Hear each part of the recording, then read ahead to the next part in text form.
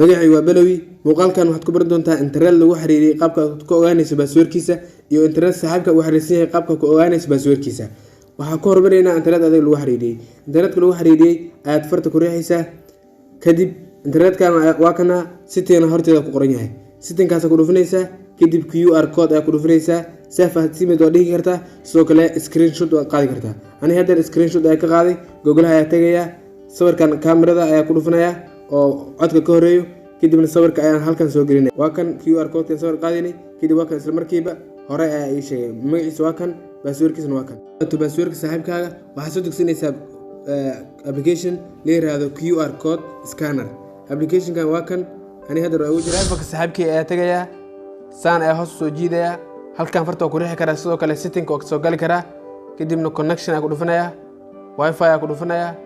waa kana saddexda dhibic internet ku xariisan yahay waa kan setting ayaa ku dhufanaya QR code ku dhufanaya halkan ay joogo telefoonkan aan soo qabsanaya QR code ku dhufanaya scan ayaan ka qaadaya marka sidaan ay scan u qaadaya waa kan passwordkiisa